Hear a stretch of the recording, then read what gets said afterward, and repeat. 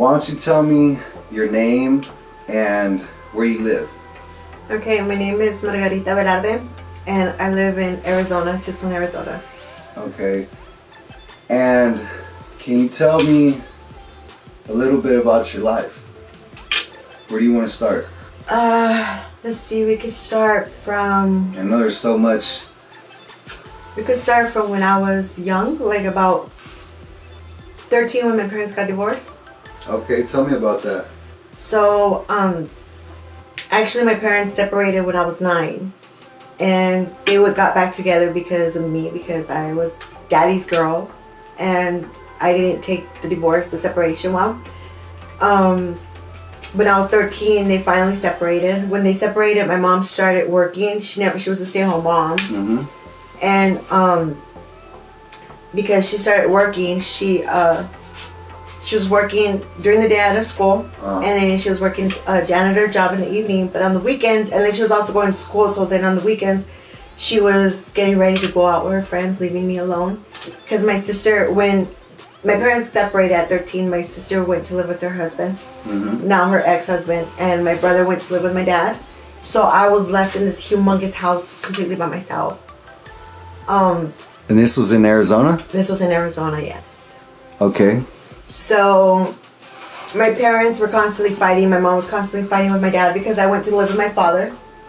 My mother wouldn't let me have any friends. She was very controlling, very like old school kind of mom, you know, like you can't have makeup, you can't have friends, you can't do this, you can't do that. She was like always telling my dad that she was gonna call the CPS on him and, you know, report him to police for kidnapping, and which wasn't kidnapping because I was already of age and I could choose who I wanted to be with, and I wanted to be with my father. So your mom and dad weren't together no more? No. At 13, they finally just divorced. It was okay. It was over with. It was difficult because, you know, I was like in the middle.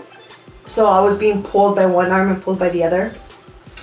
At the time, my father was, you know, had an alcohol problem, I could say. My mom had a boyfriend that also did things that he shouldn't have with me. That my mom never knew about until I could probably say 10 years ago, 11 years ago. I told her. At 15, I met my daughter's sperm donor, and I decided to go live with him. They were well known here in Tucson. They were big time, you know, at the time. They were well known, and it was 4 years of abuse, mentally and physically. My daughter was a surprise. I didn't expect her. So, I mean, you went from your mom and dad divorcing... At 13. At 13, and then how old were you when you had your daughter? I was 18. You were 18? I was 18, so I moved out of my dad's. I moved out of my dad's about like 15, 16. So her birth father, her sperm donor, actually was the one that introduced me to drugs at the time. When I found out I was pregnant with my daughter, I stopped everything. I didn't want nothing. But I did receive a lot of physical abuse from him, to where he would send me to the hospital pregnant. How long did you stay with him while all this abuse was going on? 4 years. And the child was there the whole time? She was 15 months when I finally decided. She was about 12. She was a little bit over than a year when he put a knife to my back and shot a gun in the house. And finally, so she was so young, she probably don't really remember. No, she doesn't. And so, what happened with that situation with you and him and the child? That day, what ultimately happened? He was. We were arguing, and he was making my daughter cry. So I kept on telling him to be quiet, you know, calm down. And every time I told him to calm down, he would get mad. And it got to the point to where he got a knife and he put it right here on my back. I just felt like a little, like a stab, like a little, like the pointy part of the, you know, the knife. Then he went into the room and got a gun and shot the gun in the house, and I told him to leave, and that was it. I never went back with him again. Wow. So, so you took the child and went somewhere? No, he was living in I bought a mobile home, and he was living with me. with him, I lived in a detail shop. We lived, at his mom's house. We never had our own place. We were always looking for a place to stay because we were always, I could say, homeless. Wow. But I saw him as a way of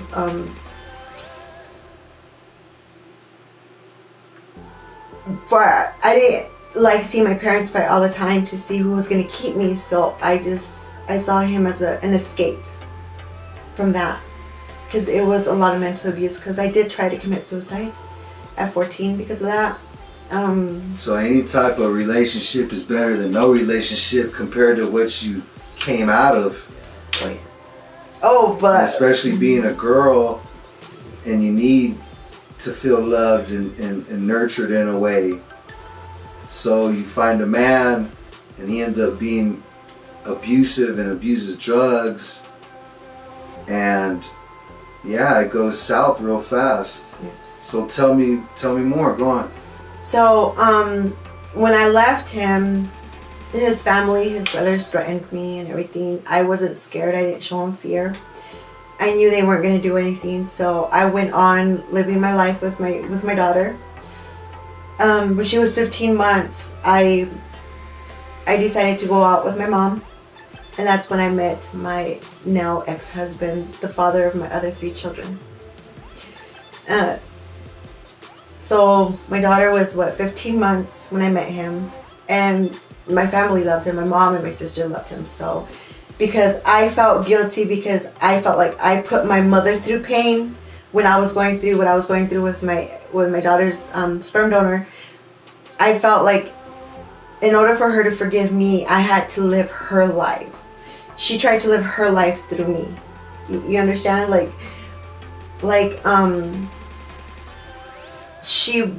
felt like I had to do everything exactly the way she wanted, everything the way my sister wanted, because it was like, that was the only way I was going to make them proud,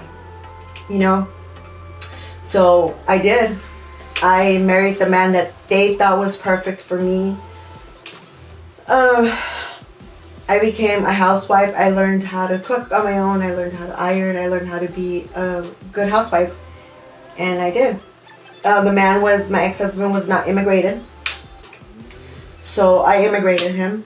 We got married. Here in Arizona? Here in Tucson, yeah. Here in Arizona. And I remember I was really excited. Actually, I was pregnant with my son at the time. I was like 6 months pregnant. I had a big old belly. So I got married in my jean dress. And my honeymoon was going to the park and watching play soccer. And the dinner was at a taco shop, a taco stand. So you obviously didn't marry him for money. No, because he didn't even have a vehicle when I met him. I had a vehicle. Thanks to my, we had a truck. I had to get up. I literally had to get my daughter up at 3 a.m, get her in the truck in the freezing cold, get her in the truck and take him, drive him all the way to Saddlebrook every single day. And then I would pick him up down 6th Avenue at a friend's house. Or at the company's house, which was K&K right there on Grant. So did you stay married? How long did you stay married for? I think it was 17 years. Wow. 16, 17 years. So what happened was that when I was pregnant with my daughter, I was clean. I stayed clean for 14 years, a little bit more, almost 15 years. My relapse was because after having my twins, because I had twins, I ended up selling my house, and with that money we put a down payment on some 5 acres and a double wide mobile home, and we moved out there. It was a very nice, beautiful home. We loved it. We were free.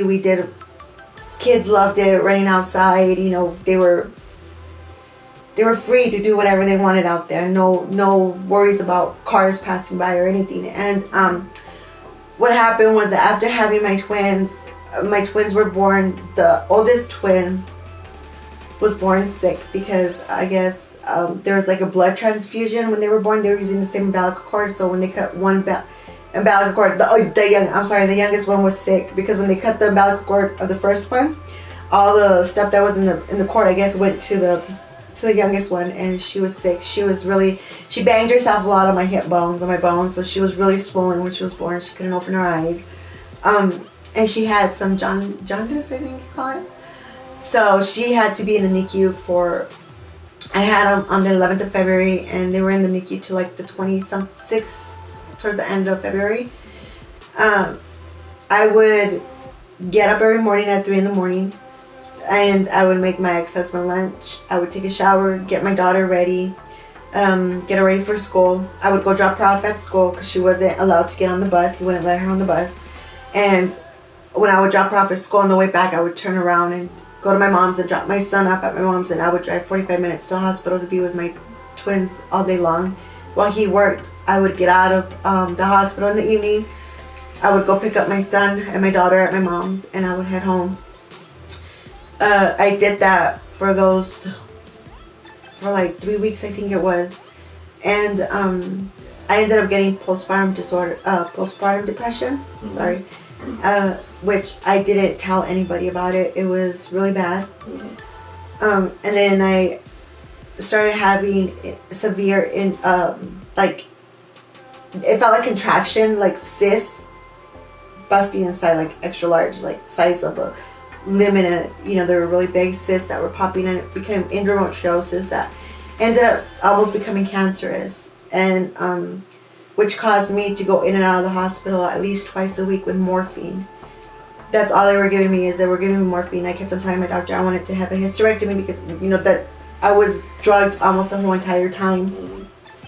Which I could say there, I don't feel like I was neglecting my kids, but I wasn't the same mom because I was always asleep with medication, with morphine, and the medication they would give me. So they had you on opiates. A lot of opiates. They had me on morphine. They had me and you just had twins. On depression medication, anxiety medication, restless leg syndrome. They had me on muscle relaxers because that's when they found out I had fibromyalgia. I started to have anxiety, nervous breakdowns, to where I literally passed out one time, and I'm never going to forget this. And it's really weird because you don't think that if you pass out, you could remember stuff, or hear anything. But I remember my oldest daughter, she was always my right hand when it came to her sisters, to her siblings. And she would, when I would start getting an anxiety attack, it was like she would know what to do, and she would go get a glass of water with ice and rub my arms and calm me, help me breathe and stuff. And that day I remember I passed out and I found the floor. I could hear her from afar, but I know she was right next to me. I could hear her calling her dad, mom passed out. I remember hearing my ex-husband say, and as he said what he said, he was walking over me. He said, "Don't worry, you already know your mom's achaques." O sea, he says, like, you already know your mom's attacks. And he left me on the floor there, and he left her next to me. For many years, I would wake up, at 3 in the morning. He worked in construction, so I always got up and made him his breakfast, his lunch, and sent him off to work. Got my twins ready. Got the twins ready, got my daughter ready. Had to put all of the 4 kids in the truck and take them to school until I started. So I couldn't anymore, and they started going on the bus.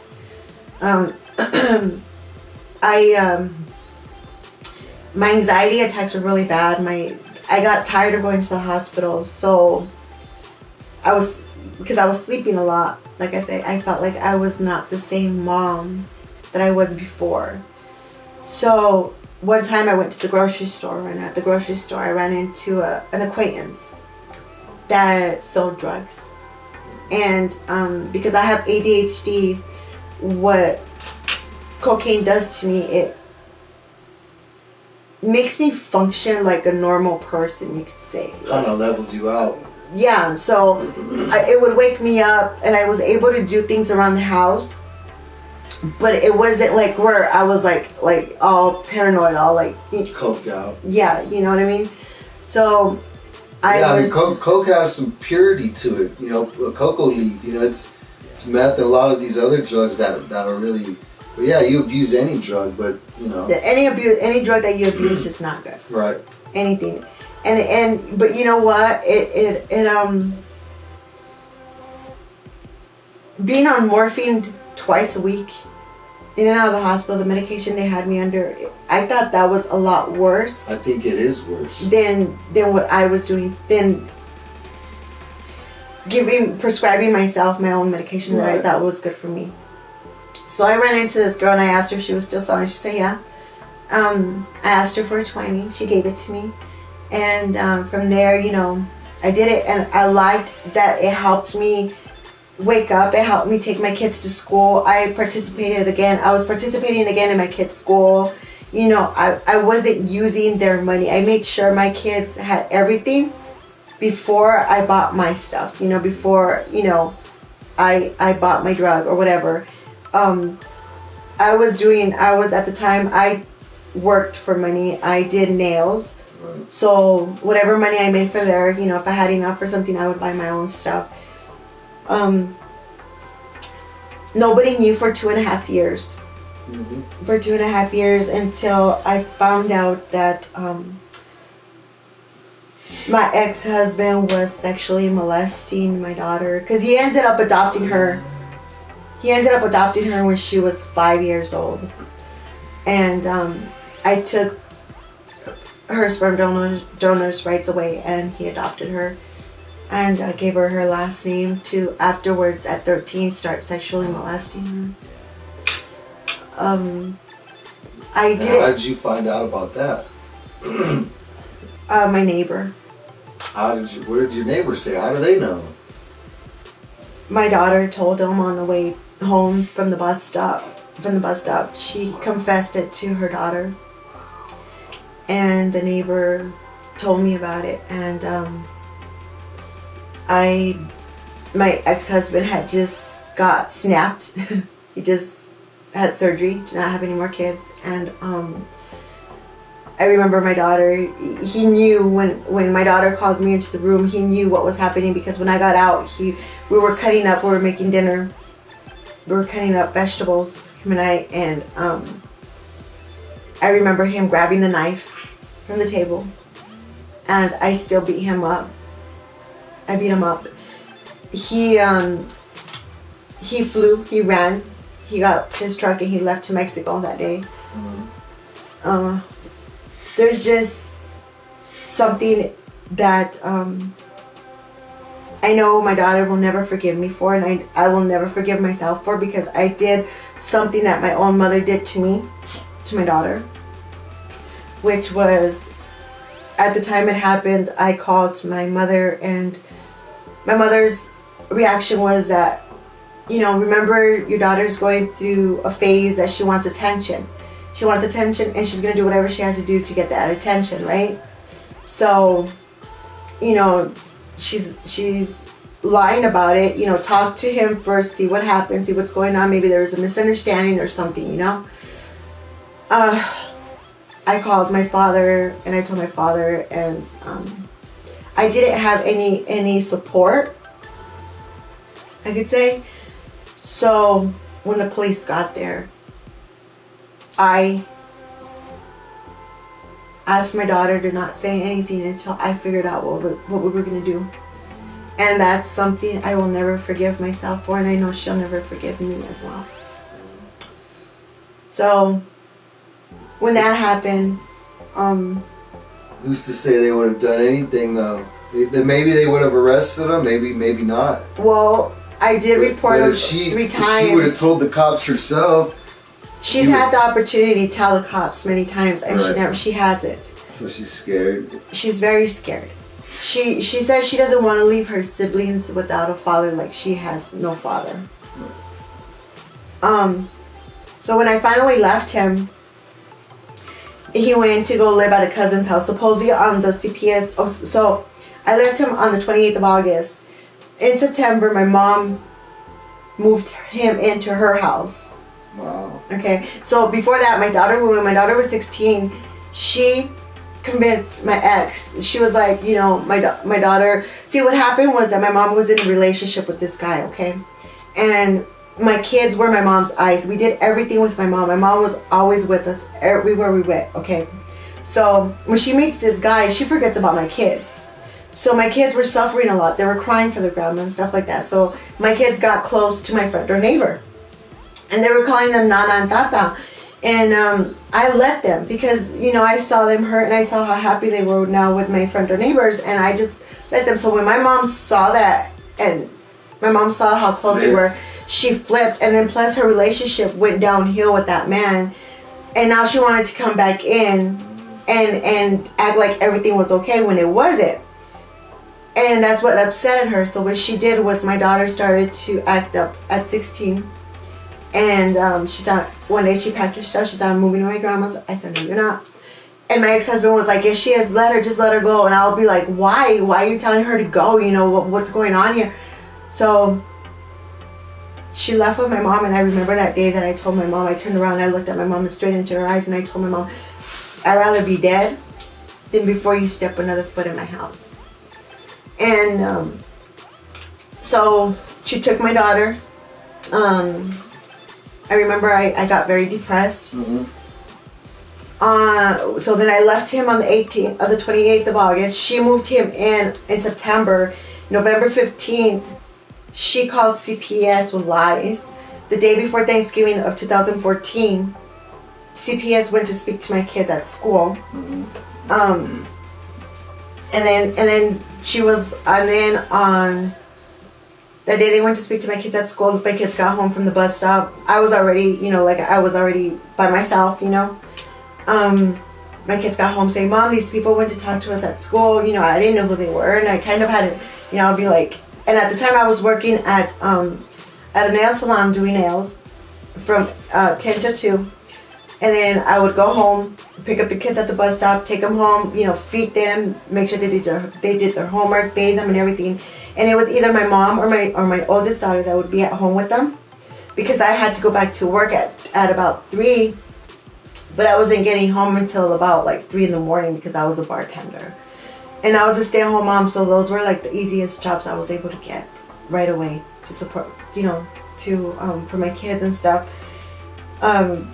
So the police report said that I was, the CPS caseworker said that somebody reported me saying that I was driving home from the grocery store with my kids and I was smoking a joint, and I gave my joint to my son, and my son got the joint and threw it out the window for the police, and the police officer stopped me, and there was never proof of the ticket or a police report.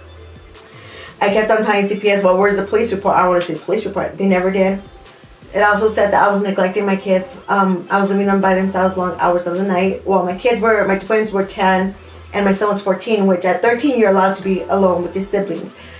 Plus they were in a safe spot, and if my mom and my daughter couldn't take care of them, my friend or neighbor was always there, and I had in big letters phone numbers, names, and everything in case there was an emergency, okay? So CPS went the day before Thanksgiving in 2014. Then they went to speak to me on the 12th of December, and I allowed them in my home because I thought I was doing good by allowing them in my home. By that time I was clean already. I wasn't using. They asked me if I could go, you know, if I could go drop or anything. I said yes. I said, and because I have fibromyalgia, we had just gotten back from Mexico to where I had a bad fibromyalgia flare, and I smoked me a little bit of joint, and I mentioned it to him. I said, you know, thinking that I was doing good, I mentioned that I had just, you know, smoked some pot, so I might come out dirty with pot. So yeah, I went when I found out the day that CPS had gone to my kids' school. I had called my ex-husband to let him know, and I knew he knew about it because of his reaction. There was no reaction. There was just like a whatever. So it could have been him who made the call, basically. It was him and my mom. Making lies or whatever. Yeah. So, they sent me to go do a hair follicle and drop, and I did. I did a hair follicle. I came back dirty with my hair follicle. On January 3rd, I think it was, when the kids went back to school, that's when CPS showed up at the house again, and they made my oldest stay with us. On January 8th, 2014, at 7:26 in the morning was the last time I took my kids to the bus stop, my twins to the bus stop, and I remember they yelled out from the window saying that they wanted the youngest twin says that she wanted a stack of peanut butter and jelly sandwiches, and she wanted them cut in shapes, you know. And we couldn't, because we had the CPS meeting, and my mother did everything possible. They were gonna allow me to come home with my kids as long as my oldest was gonna come home with me, because at the time she was already 18. But then my mom said there was gonna be a conflict between mom and daughter. You know, like I was gonna do whatever I wanted because I was mom and she was daughter. And then my dad said, well, she could stay with me. But then my mom said, oh, well, he used to hit our son, you know, that has now passed away. And, you know, she just did whatever she could to take him home with her. Right. When she was able to do that, I remember my son, he stood up and he threw the chair at her, like pushed it at her, like, I hate you, you know, I hate you, Grandma. He didn't even want to get close to me. I had to wait for my kids to go to their home to get clothes and their stuff to be able to go to school the next day, because they weren't allowed to be next to me anymore. From that day on, when I got home, I remember walking into my home, and there was this silence, but it was like a loud silence. It was just like, I don't know how to explain it, but it was like right there I realized that I lost, that my kids were never going to come back. It was just like a gut feeling that I had. I fought for my kids. I lost my kids' home. We bought the 5 acres to give 1 acre to each one of the kids. And at the time that when we were married, we were receiving some government help. And all my ex-husband had to do was sign a piece of paper. The bank was going to help us pay the house off. That way we wouldn't lose it. And then change the papers to my children's name. Okay. He could have gone to live there. I didn't care. But that was my kids' home. And he didn't want to. My mom convinced him not to. So my mom helped him. Okay, so this whole entire time my ex is staying at my mom's house, okay? My mom helped him. When I was losing my home, they threw away the bank. My neighbor, I was working and my neighbor called me. She's like, you know, did you send people to come and pick up your stuff at the house? I was like, no. I said, why? Because there's people here getting your stuff from the house. There was people from the bank that had already gone. They threw away years of Christmas decorations that I've been saving since I was a little girl, since I was in school. You know, the decorations that your kids make for school, the Christmas trees and stockings and stuff like that, with their picture on it, their handprint. Years of Christmas gifts. That goes with the house and stuff you lost because you were fighting for the kids. And my mom didn't want me to save the house because she knew if I would have saved the house, I would have been able to get my kids back. She destroyed every little opportunity that I had, but because she knew what to do, because she works with the state.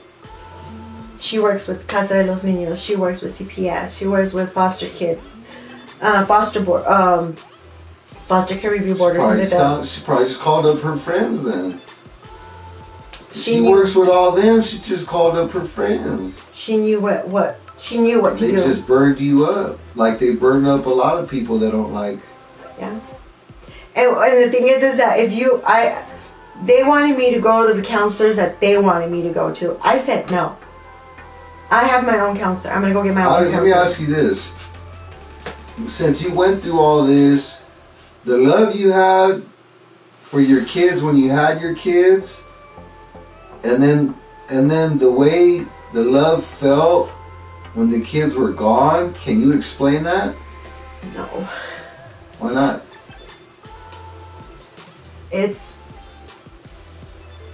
how it made me feel, you mean, or? Well, I mean, people feel differently. Some people may say, since the love is gone, I just don't feel it. Maybe somebody else may say, well, since the kids are gone, the love is even stronger because, you know, I don't know. It just depends. Everybody feels different. Not everybody feels the same. That's why I wanted to ask you. It's like, okay, so ever since I don't have my kids, I feel like something's missing. I feel like this anxiety, this like... Well, yeah, like the inside of my arms, my lap is just like dying to just like... It's like my heart... As time goes on, you feel like they're ripping away more and more and more. Yes, it's like, you know, like that connection. It's like I dream of the day that my kid will come up to me, my child will come up to me and say, because they don't call me mom anymore. They don't even say I love you. The little bit of times that we have spoken. And this is all because of the alienation. The parental alienation. My mom parental alienation. When they were young, and that's how we're, yeah. She brainwashed them, controlled, manipulated. She has me till this day. My twins are 19, and till this day she has me blocked from their phone. They cannot text me, and I cannot text them. Right. If I'm gonna communicate with them, it has to be through her phone, and now I can't even talk to them through her phone, because she has me blocked from her phone. I mean, why does she have me so blocked? Because she has a lot of hate in her heart for you, sounds like. But why, you know, I mean, why? you know, people make a lot of money off the kids too. So she was addicted to the casino. Oh, well then there you go. She was addicted to the casino. There's times that my ex-husband and I would go to the casino because we were concerned about her. Workers do that crap. Because we own were properties, and houses, cars. They go and they play it off right there, you know? It's like we would go and she'd be passing her ATM card at the machine, and we would be standing right there, and there'd be like a line in back of her. This is common though. People don't do this for love. They do this for money. They do, because she was losing absolutely everything. She was losing her house, her cars, everything. She didn't have nothing. And she became addicted because of that man she was with. He got her addicted to it. If your mom would have used love, she would have loved you, which is her child, and through you could have loved your kids. But instead, she flipped it. Who would say, okay, so this is... I put myself in my kid's shoes, and I see my grandma, taking care of my dad, like if he was something very special to her. Because, you know, when your kids talk, that's not them. That's the alienator who taught them that. Exactly. They didn't know none of that. They talk to me in ways where I'm like, you know, those are my mom's words. Those are my mom's words. You know, why are you talking to me like that? You know, what's the problem? So when I would have like visitation rights with my kids, they were supervised. I had supervised visits, while that man never had supervised visits, and he would have them overnight. My mother, I lived almost 2 months in my car. Okay? Almost 2 months in my car. My mom helped him buy a trailer. Right. She decorated the trailer. She put curtains up and everything. She helped him buy a bedroom set for my kids for that home. And I was in my car. Yeah, that sounds like an evil ass mother. I would, on Christmas Eve. I mean, I've heard of some bad mothers, but man, that mother sounds horrible. It sounds to me like she has some kind of special darkness in her heart. You know what I mean? How could you do that to your daughter? Forget about me. How could she sit? That's the anxiety I get, because I imagine, because I keep thinking, the nights I stay up crying until I cry myself to sleep. I wonder how many times did my kids not stay up half of the night crying their eyes out to want to go back home, to want to be with their mom. And my mom sat there holding them in her arms, telling them, it's okay. You know, your mama's sick right now. She needs to get better. You know, putting that stuff in my kid's head. And knowing she has the paperwork, truth of everything, about all her lies of everything she said. Why? I mean, how cold-hearted could somebody be to actually see kids suffer like that and tell them, I love you, and give them a kiss? You could say it goes... There's a lot of things you could say about that. For one, there's some mental illness going on. Big time mental illness. There's some mental illness, and it's not just one type, it's different types. Because, you know, for someone to act such a way, it's an adult, she's supposed to be a strong mother, and you know, she's supposed to defend her daughter and her kids, you know. No matter how bad your daughter is or your child is, that is your child, and you're gonna do whatever you have to do to get them back on the right path. You're not gonna hurt their kids. Picking men over her daughter? their own daughter, and that man was the daughter's husband. That sounds. That. My sister and my mom treat him like a king. Right. I mean, they have him up here. So like, and that's sick because they couldn't find a man themselves. They had to find your trash and then go treat him like a king. Exactly. That don't make no sense. But if you think about it, he had money. He worked. I didn't. So there was no way I could help her save her home and her cars. The only one that was able to was him and my kids. So what she do? She brainwashed him into hating me because I wanted to have, even though he did what he did to my daughter wanted her siblings to have a father. So I tried my best to make the best relationship with that that I could with that man, because I didn't want my kids to go through what I went through when my parents were divorced. So I wanted to have an adult relationship with him to where we could be together at the same time with our kids, and our kids wouldn't suffer so much the divorce, you know what I mean? Mm-hmm. So I wasn't, when my mom started putting her 2 cents into everything, it was over, it was gone. She convinced him for me. Destroyed everything. We lost our house because of him, because of her. My kids lost their youth. They were robbed from having a mom, and I was robbed from being a mom. My kids were parental alienated, traumatized, to the point to where I recently spoke to the youngest twin, and she says, well, check this out. She says, you know, I have a drama-free life. You know, the past is in the past. It's I don't bring it up. I don't talk about it. But they don't do it because it's so painful. So when they put the past in the closet, they threw me in the closet with the past, because seeing me triggers internal and external triggers to the point to where my twins were burning themselves with the hot gun, I found out, stabbing themselves with the pencil, punching each other, hitting each other, pulling each other. Usually those things are caused from trauma, PTSD. Well, yeah, but specifically a mom or a dad or lack thereof.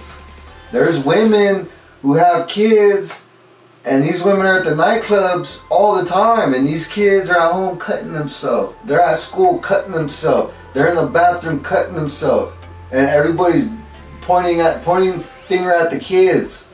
Who had that kid? Who's taking care of that kid? Who was around? Who's supposed to help that kid and love that kid and nurture that kid? Exactly.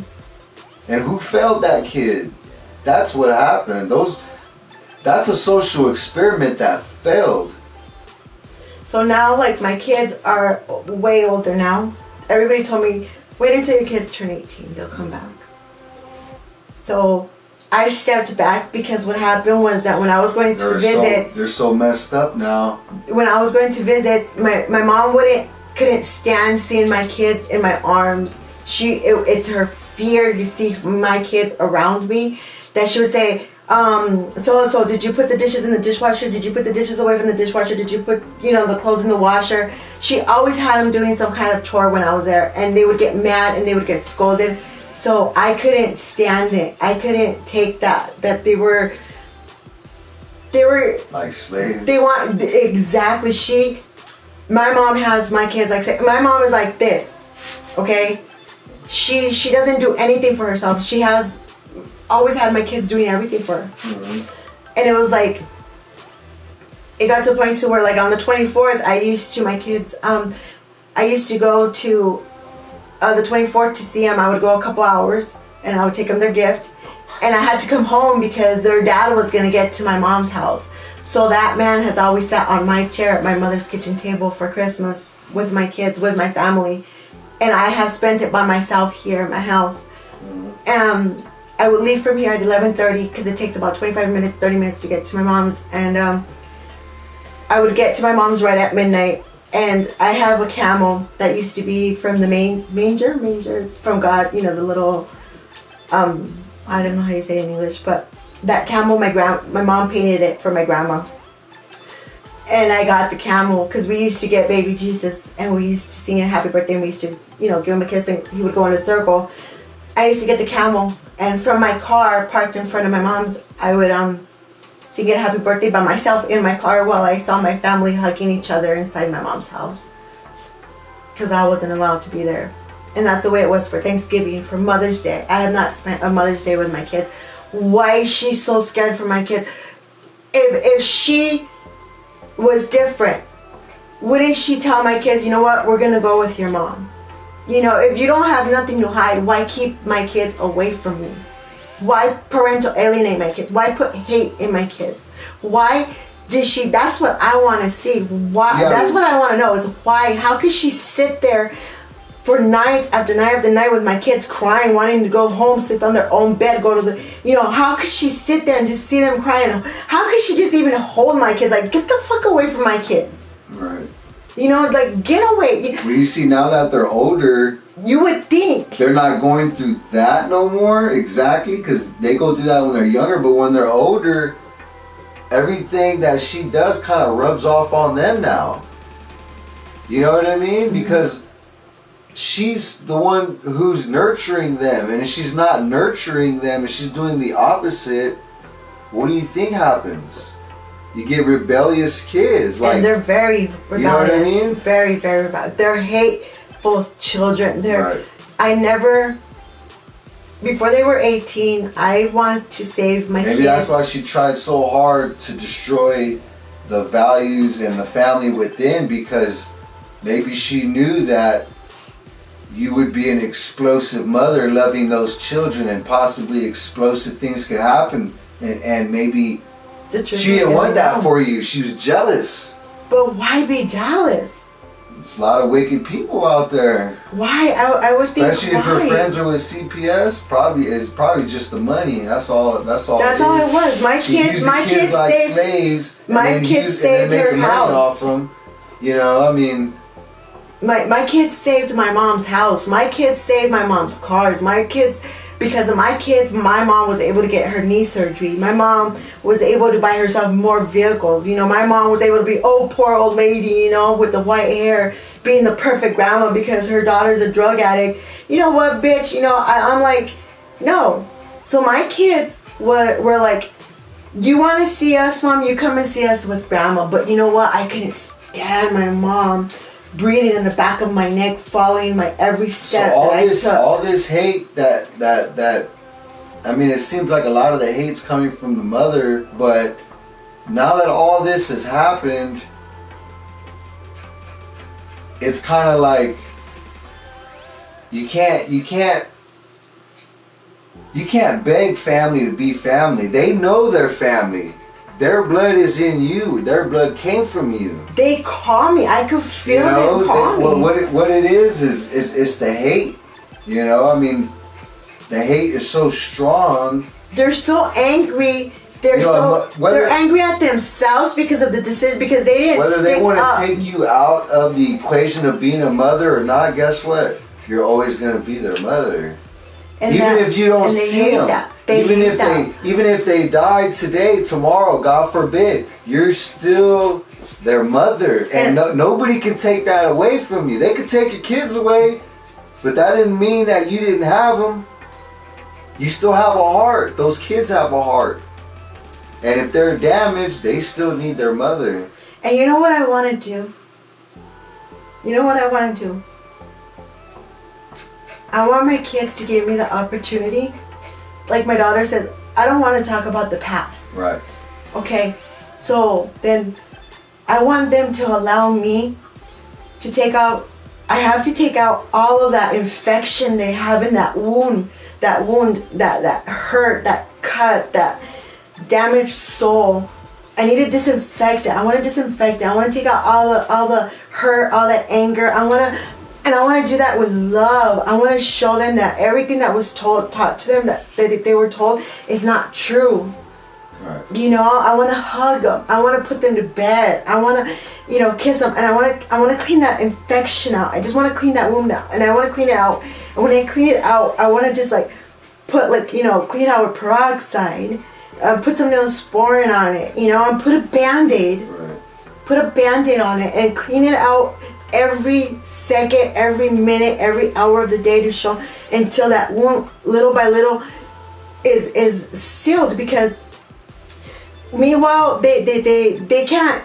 You know, it's like my two oldest ones are going to become parents now. So what's going to happen now that they become parents is that they're going to be triggered left and right. The four of them are going to be triggered left and right because they don't know how they were with the child, because my mother cannot tell them, oh, you did this as a kid, because she is not their mom to tell them anything, because she wasn't there. She wasn't mom to tell them how they were when they were newborn. Mom, you know, did this happen to us? You know, they're gonna. So in other words, what you're saying is the cycle doesn't break; it just keeps going. That's how a family chain keeps going. But if anybody's gonna break the cycle, it has to be you. And that is what is it called? The goat, the scapegoat, right? The scapegoat, something like that. Because the thing is you're already aware of the issue, even though you went through the battles and you're still going through the war. You know what I mean? Like. Yeah, I've heard so many people tell me what you just said. You said, oh, when they turn 18, who's to say they'll be alive to reach 18? Let alone all the abuse they may endure. The child may be so damaged, it may be a whole nother war or Armageddon trying to help that child. They're so traumatized. They don't want to talk about anything. The only thing that helps it is love. And that's what they don't want. They threw me in the closet and they locked the door. They're so used to being abused that what happens is they run straight toward abusers. It's already naturally in them. It's like and you know what? Like my kids bully me. Right. They bully me. They're narcissistic. They're mean. They're so hurtful. You know, and it's like. It's like, why? You know, I'm your mom, lady. They call me lady. So, you know, people have to wake up and realize that CPS is not always out there to help you. They're out there to destroy families. Families for money. They get bonuses for every child they put up for adoption. Right. You know, they'll take your kid away without a care in the world. And if you don't open your eyes and you don't realize what's really going on, it doesn't mean, if it hasn't happened to you, it doesn't mean it's not going to happen to someone in your family. Or it doesn't mean that you can't, if it hasn't happened to you, that doesn't mean you can't start helping other people. And help people, you know, share stories. Yeah, it doesn't have, you don't have to go through it to help somebody, because like what you're going through, now people know your story. Maybe if they're in Arizona, get a hold of me. You know what I mean? People share your story. Yeah, come together, start protesting, go outside to CPS offices, start showing pictures and posters of child abuse, children that are alienated, that are already adults. They still need to hear their mother's voice, period. And they never know. I mean, if your child was up for adoption, allow me to interview you. Tell your story. You know, share your story. It may help another child. It may help another family. And not just that, you never know, your child might be on Facebook someday or something and see your video and see that mom did fight for me. Dad did fight for me. You know, we need dads out there fighting for their children as well. You know, I understand it's more difficult for a father to do it, but, you know, we got to come together as one. If What's not, the we're not name going of to be your real. Facebook page and your TikTok? It's a Jammy, Jamy Radio. And that's your Facebook and your TikTok? And TikTok. And TikTok, Margarita. Name. And on YouTube also. So I'm sharing my story little by little, and hopefully to not let our pain stay in vain, you know. So hopefully if people want to reach you, else. they can reach you that way. They could inbox me on Messenger, or my number's on my profile on Jammy Radio, Jammy Podcast, on Facebook and YouTube and TikTok, Margarita also. So yeah, I mean, the quicker, you know, people see this and they start sharing it, get the word out. You know, obviously we know a lot about what's been going on as far as the abuse, alienation, you know, but we need to come together. We need to come together. You know, people like you are the beacon of hope, and other people see that, and it's like, hey, we all have our flashlights turned on now. We can see each other. We know where we're at. Mm-hmm. You know, we need We need to bring those lights together, and we need to shine bright for kids. We need to be the kids' voice. Mm-hmm. And, you know, it's not easy because you're putting your story out there. You know, it's private, and there's evil people out there, but we can't let them control us. We can't let them do what...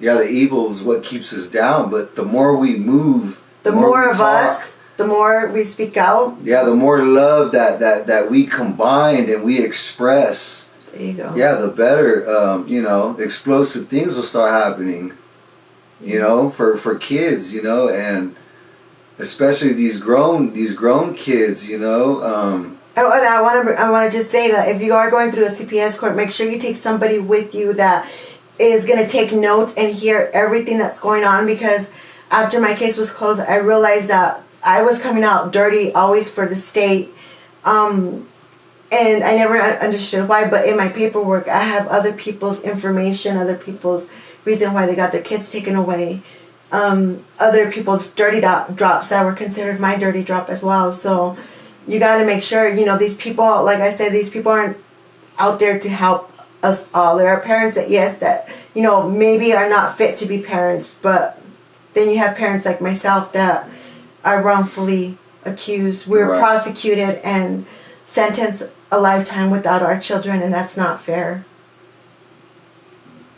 So if you'd like to share your story, just Jammy Radio, Jammy Podcast, Margarita. Look me up on Facebook, YouTube. Spell those two again. JAMY Radio, and then my name MARGARITA. Okay, so thank you.